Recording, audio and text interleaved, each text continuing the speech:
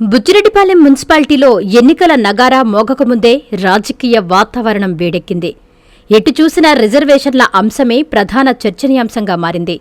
వార్డుల వారీగా రిజర్వేషన్లు ఎలా ఉండబోతున్నాయి, తమకు అవకాశం దక్కుతుందా లేదా అనే ఉత్కంఠ క్యాడర్లో కనిపిస్తోంది. ఇప్పటికే ప్రధాన పార్టీలన్నీ రంగంలోకి దిగి కసరత్తు ముమ్మరం చేస్తున్నాయి. మున్సిపాలిటీలో మొత్తం 28 వార్డులు ఉండగా ఈసారి చైర్మన్ పీఠంతో పాటు వార్డుల రిజర్వేషన్లలో భారీ మార్పులుండొచ్చని ప్రచారం సాగుతోంది. రిజర్వేషన్లు ఎలా ఉన్నా సిద్ధంగా ఉండాలని భావిస్తున్న పార్టీలు ప్రతి వార్డుకు కులాల వారీగా అభ్యర్థుల జాబితాను సిద్ధం చేసుకుంటున్నాయి. వైఎస్సార్ కాంగ్రెస్ పార్టీ ఇప్పటికే అభ్యర్థుల ఎంపికపై ఒక స్పష్టత ఉన్నట్లు సమాచారం.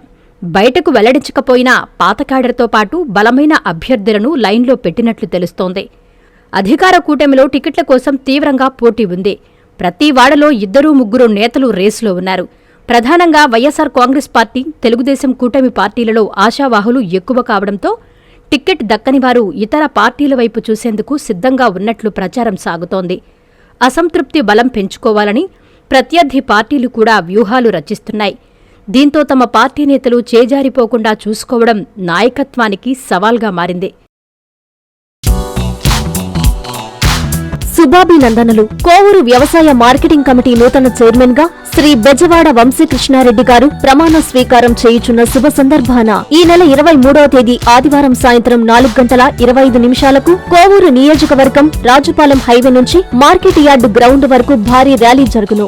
ఏఎంసీ చైర్మన్ వంశీకృష్ణారెడ్డి ప్రమాణ స్వీకార మహోత్సవానికి ముఖ్య అతిథులుగా విచ్చేయుచున్న నెల్లూరు ఎంపీ గౌరవనీయులు శ్రీ వేమిరెడ్డి ప్రభాకర్ రెడ్డి గారు, కోవూరు ఎమ్మెల్యే గౌరవనీయులు శ్రీమతి వేమిరెడ్డి ప్రశాంత్ రెడ్డి గారికి స్వాగతం, సుస్వాగతం. ఈ ప్రమాణ స్వీకార కార్యక్రమానికి కోవూరు నియోజకవర్గ టీడీపీ, బీజేపీ, జనసేన నాయకులు, కార్యకర్తలు, అభిమానులు పెద్ద ఎత్తున హాజరు కావాలని మనవి. ఇట్లు కోవూరు నియోజకవర్గ టీడీపీ నాయకులు. Please subscribe to N3 TV.